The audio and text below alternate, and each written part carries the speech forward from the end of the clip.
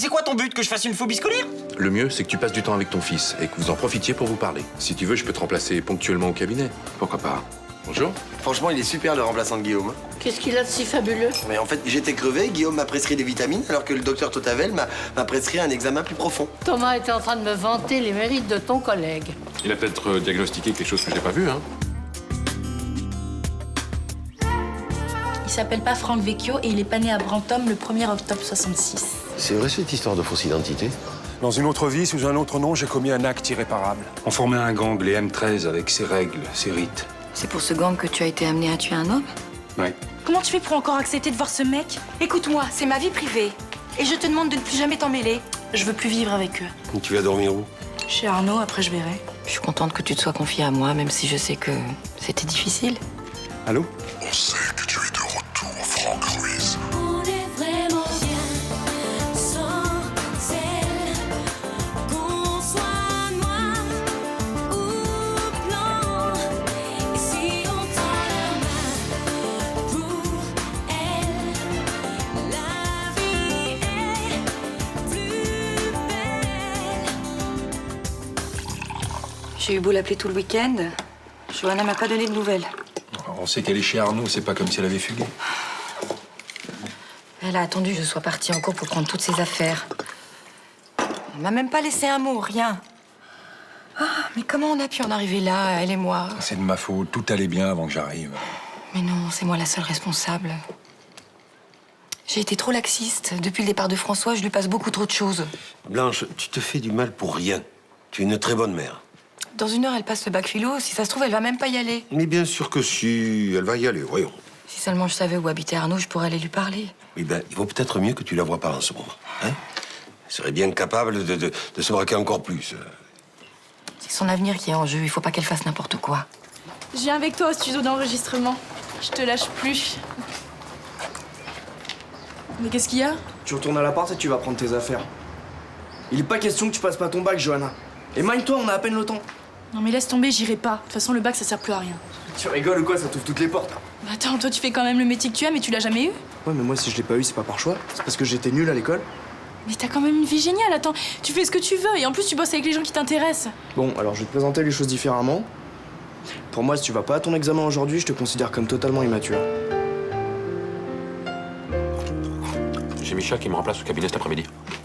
Tu veux pas qu'on fasse un truc ensemble? Non, non, désolé, Charlotte est en Andalousie et moi je dois réceptionner 3 livraisons. Je suis sûr que tu peux te dégager 1 heure ou 2 pour qu'on se remette au lit. Non, c'est pas possible. Pourquoi? T'as intérêt à me donner une bonne raison, hein. Parce que j'ai un boulot et que je suis payée pour ça. Voilà. Ok, raison validée. Allez, au revoir. Oh là, toi t'as l'air tendu, toi. La faute à qui? Bah, je sais pas, qu'est-ce que j'ai fait encore? C'est depuis ta brillante idée de me faire passer en première S. Avant, j'étais cool en maths. Maintenant, le prof me pose des questions toutes les 2 secondes. Bah, c'est bien, tu progresses comme ça. Je sais pas si je progresse, mais je stresse grave. Tu fais quoi cet après-midi? J'ai 2 heures de SVT, avec un prof qui veut aussi me faire progresser. Si tu veux, après, on va s'inscrire pour le club de plongée. Non. Après, je vais bosser à la bibliothèque. Salut. Salut. Johanna a du caractère, mais elle va se calmer. Et quand elle verra le bébé, elle en sera gaga. Ça va s'arranger, tout ça. Je crois pas, ça va même empirer. Franck, je vous ai senti préoccupé ce week-end, ce matin aussi. Hein. Je croyais que c'était le départ de Johanna, mais il y a autre chose. Non? J'en ai entendu dans ce bar. Mais jamais rien n'est sorti d'ici. Vous pouvez me faire confiance. Je vous ai menti. Mon vrai nom est Franck Ruiz. J'ai grandi dans les quartiers nord. Pour certains, c'est un problème, pas pour moi. Ah non, c'est pas le quartier le problème. J'ai fait partie d'un gang, les M13. On dealait, on faisait des petits casses. Ah. Notre chef s'appelait Patrice Cléry. J'aurais donné ma vie pour lui. C'est pas une façon de parler. C'était un caïd? Ouais. Un jour, il m'a demandé de tuer quelqu'un, je l'ai fait, j'avais 17 ans. Vous n'avez pas été arrêté? Non. Ça a été classé en suicide. Mais moi, quand j'ai vu le corps, ça m'a fait un électrochoc.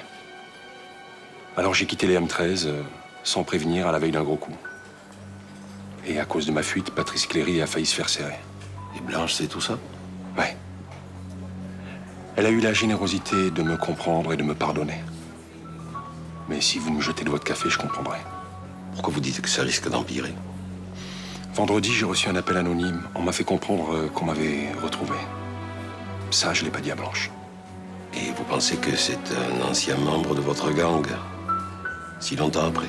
Je sais pas encore, mais on avait un pacte chez les M13. À la vie, à la mort, et moi, je l'ai pas respecté. Qu'est-ce que vous comptez faire? J'ai pas encore décidé. Mais je veux pas que Blanche soit mêlée à cette histoire d'une manière ou d'une autre. Arnaud? Bonjour. Bonjour. Excusez-moi de vous déranger pendant vos heures de travail. Johanna n'est pas avec vous. Bah non, elle a été à son bac philo. Ah, tant mieux. J'avais tellement peur qu'elle décide de ne pas y aller finalement. Bonjour. Bonjour. Maïdi Roth. Blanche, c'est la mère de Johanna. Ah, bonjour. J'aime beaucoup votre fille, elle est très sympa. Merci. Je vais pas vous déranger longtemps, excusez-moi. Non, non, il n'y a aucun souci, on allait s'y mettre. Arnaud, j'aimerais bien aller voir Johanna à la sortie de son examen, mais j'ai peur que si j'y vais toute seule, elle ne veuille pas me parler. Ça vous ennuierait de m'accompagner? Bah, je veux bien, mais je suis pas sûr que ça marche. Elle avait l'air très remontée contre vous. Vous allez bien? Excusez-moi. Je suis enceinte, j'ai pas déjeuné. On va commander quelque chose à manger? Non, non, non. Surtout pas, je peux plus rien avaler depuis que Johanna est partie. J'étais pas au courant, qu'est-ce qui s'est passé là? Elle ne supporte pas mon nouvel ami, je suis enceinte de lui et on s'est beaucoup accroché ces derniers temps à cause de ça. Alors, elle est partie vivre chez Arnaud. Ouais, je comprends que vous soyez mal. Arnaud, je savais qu'elle dormait chez toi, mais j'avais pas compris qu'elle avait carrément déménagé. Ouais, j'en suis malade qu'on soit fâchés au moment où elle passe son bac. Elle veut vraiment plus parler à sa maman? Bah, j'ai essayé de la convaincre quand Blanche a téléphoné le week-end dernier, mais elle veut rien entendre.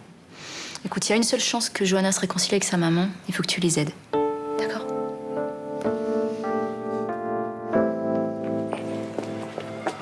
Bonjour. Bonjour.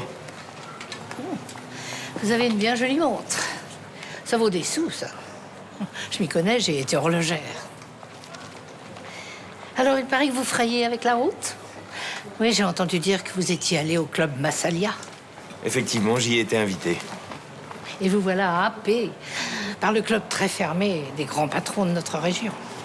Happé, c'est beaucoup dire. Mais c'est le genre d'endroit où il faut être si on veut être au courant de ce qui se fait et de ce qui se décide.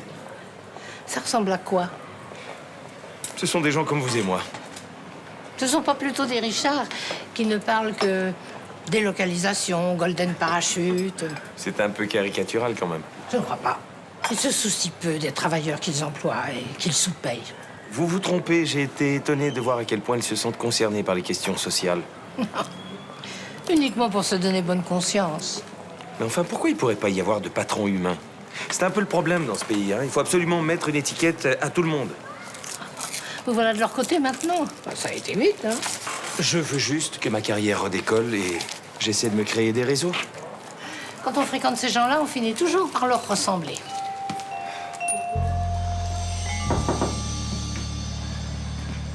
Bonjour. Bonjour. Ça va depuis vendredi? Ça te fatigue? Elle est passée? Bah, passé non, mais on peut dire que je vais un petit peu mieux. J'ai croisé Luna, elle m'a dit que le docteur Totavel vous remplaçait aujourd'hui. Oui, va pas tarder, oui. Bon, bah, je repasserai plus tard. Ce sont les résultats des examens complémentaires que mon remplaçant vous a demandé de faire? Oui. Je vais les regarder, s'il vous plaît.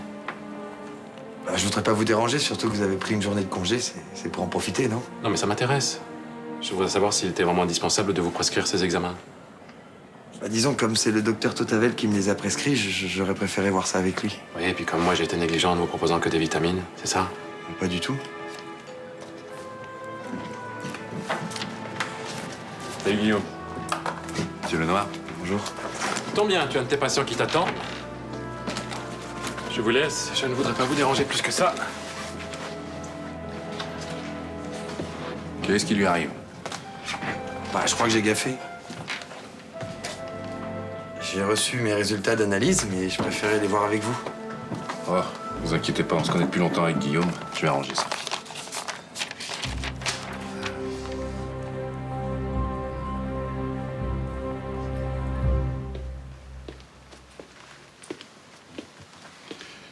Je viens d'avoir l'un de mes amis au téléphone.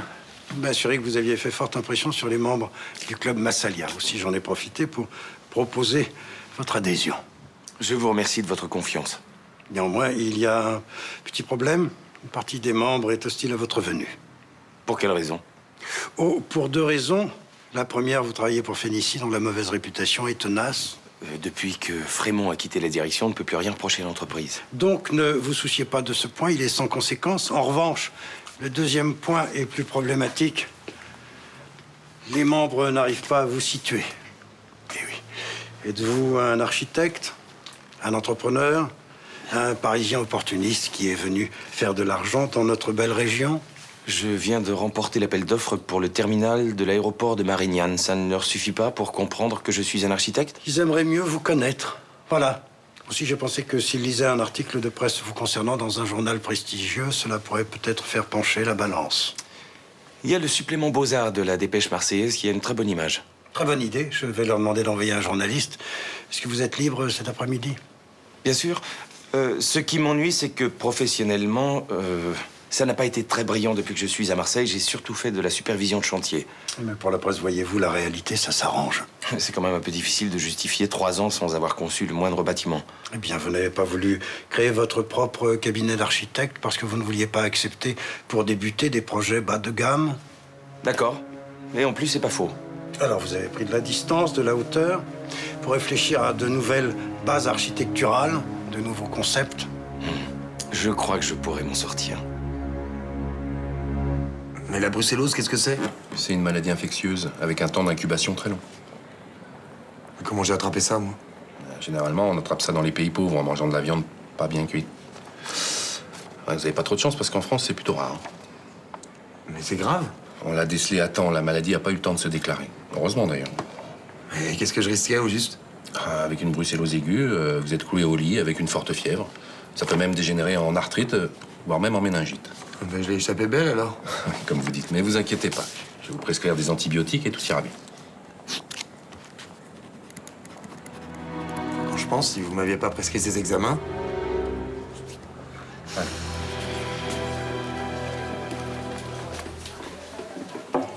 Merci. Et je voulais te demander quelque chose. Mélanie va prendre des vendredis de temps en temps pour aller voir Malik à Bruxelles. Alors je risque d'embaucher un extra. Oui. Bah, excuse-moi, je suis pas intéressé. Ça, je m'en doute. Non, j'ai rencontré un type qui m'a l'air pas mal, mais c'est un ancien tolard, tu vois. Il a fait partie d'un gang, les M13, tu connais? Ça me dit vaguement quelque chose. C'est un truc qui remonte à plus de 20 ans, ça. Oh, ouais, je crois que c'est ce qu'il m'a dit, ouais. C'était une bande de dealers dans les quartiers, si je me souviens bien. Ils faisaient dans le trafic de cam, vol de voitures, tout ça. Ah ouais, je vois, ouais. Je crois qu'ils ont tous mal fini. C'est-à-dire mal fini? La overdose, prison. Je peux pas t'en dire plus, faudrait que je me replonge dans les archives. Et tu crois que je peux lui faire confiance, ce gars? Putain, je comprends pas, Roland. D'habitude, tu fais plutôt confiance à ton instinct pour embaucher les gens depuis quand t'as besoin de leur casier. Ah non, mais c'est que je voudrais pas qu'il dans mon bar, tu comprends? Je peux demander à des collègues s'ils se souviennent plus. Ouais, ouais, je veux bien. Ouais, si t'as 5 minutes, hein.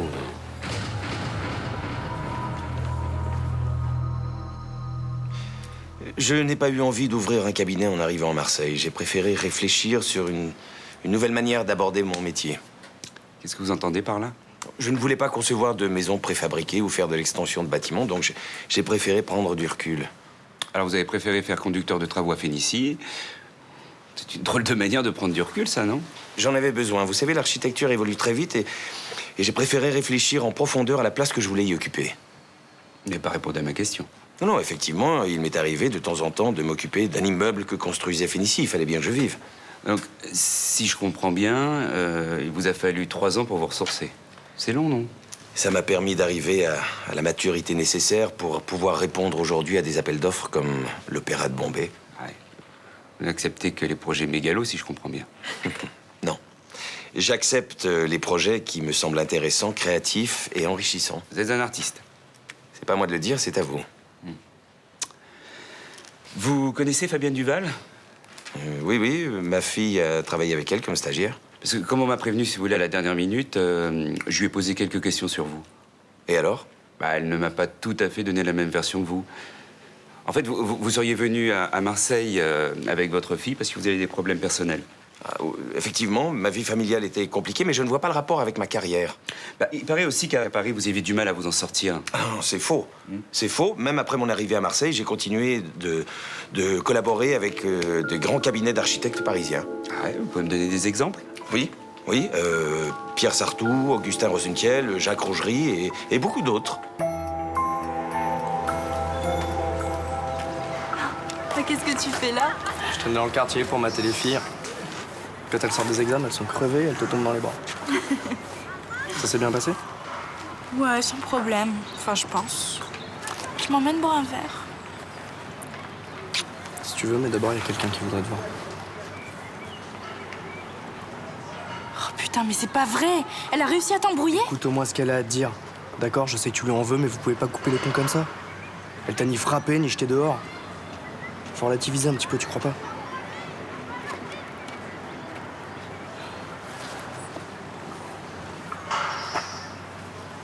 Tu veux savoir comment ça s'est passé, mon bac? Bah écoute, la philo, c'était bien. Les maths informatiques aussi.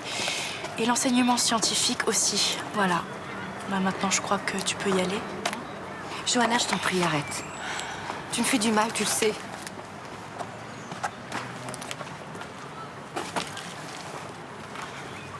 Vas-y, je t'écoute. Tu as le droit d'aller habiter chez Arnaud et de décider toi-même de ce que tu veux faire de ta vie, je le comprends. C'est tout? Non. Je comprends aussi que tu veuilles prendre du recul par rapport à ce qui se passe à la maison, même si j'aurais préféré t'avoir à mes côtés. T'as rien fait pour. Je sais. Je croyais que tu étais encore une petite fille.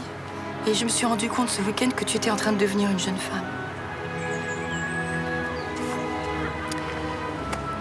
C'est pas facile d'être parent, tu sais, on a toujours l'impression qu'on fait des erreurs.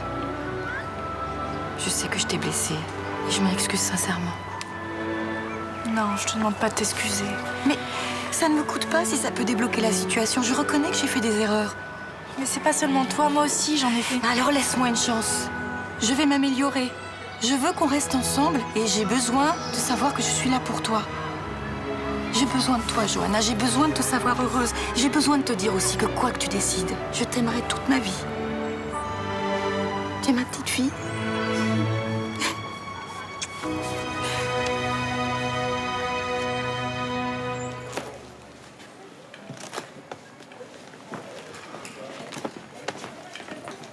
Ouh là là, t'en tires une tête. Ça va? Non, j'ai la brucellose. La maladie de Bruxelles? Mon Dieu, mais c'est terrible, il faut absolument prévenir Malik des risques qu'il encourt. Ah, c'est très drôle, ça. Excuse-moi, mais j'ai pas pu résister. Ouais, n'empêche que si le remplaçant de ton mec n'avait pas découvert, eh ben là, je serais à l'article de la mort. À ce point? J'ai l'air de plaisanter. Heureusement qu'il a pris mon coup de fatigue au sérieux, contrairement à Guillaume. Comment ça, contrairement à Guillaume? Eh ben, le docteur Totavel, il a pris son temps, il m'a écouté, il a découvert ce que j'avais, c'est tout. Oui.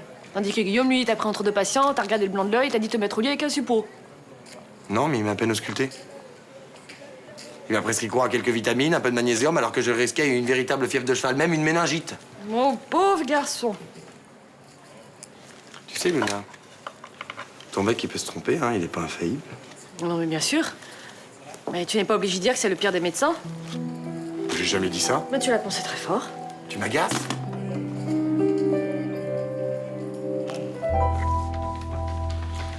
Eh bien, merci. J'allais oublier.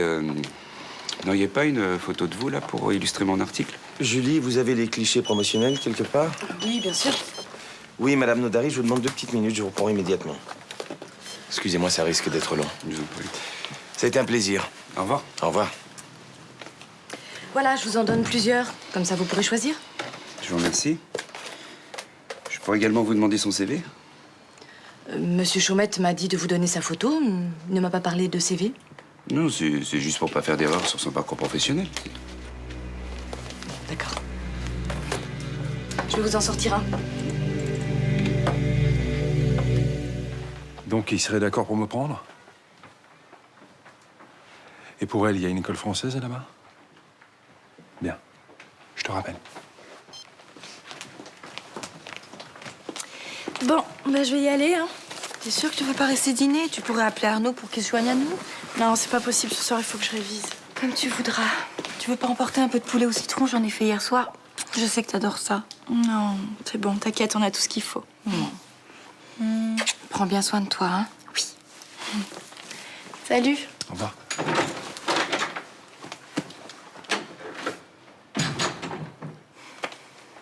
J'aurais pas tenu un jour de plus sans la voir. Je sais, et je suis content pour vous deux.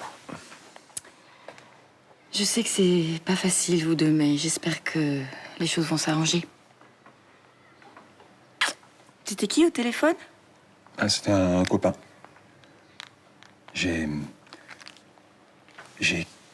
quelque chose de délicat à te dire. Salut! Bonjour. Alors, qu'est-ce que t'as fait ta journée? Je suis allé à la plage. Ah, t'as regardé les filles en string? Pas du tout. J'ai regardé la mer, le sable et mon bouquin. Et tu sais ce qu'il a fait? Il est venu me chercher à la bibliothèque pour que j'aille à son truc de plongée, là. Ça a l'air de te faire plaisir. Il nage dans le bonheur, mais il le sait pas encore. Bah pourtant, t'avais bien aimé les dernières, la plongée. Bah oui, en solo, ou avec mes potes. Bon, allez, range tes affaires, on va bientôt dîner, là. Mais j'ai pas fini, là. Et tu finiras après. Mais quoi, ça va être comme ça tout l'été? Fais pas ci, fais pas ça.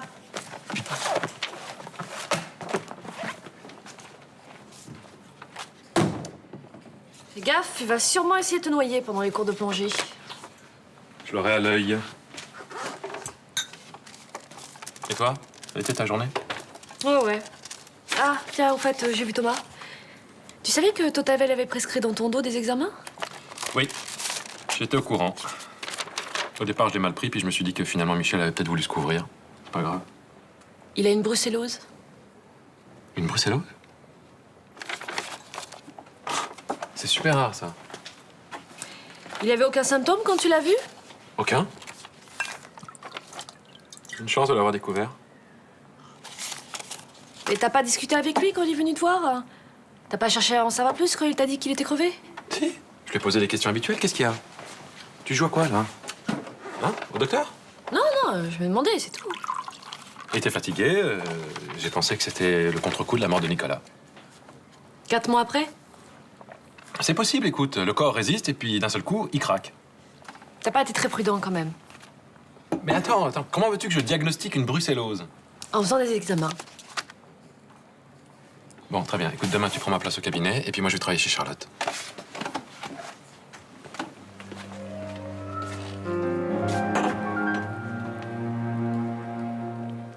Vendredi dernier, les M13 ont repris contact avec moi. Tu es certain que c'était eux? Ils m'ont appelé par mon vrai nom, Franck Ruiz. Enfin, ils peuvent rien contre toi. Il y a prescription sur ce meurtre, c'était il y a plus de 20 ans. Oui, mais je les ai laissés tomber, ils veulent se venger de moi.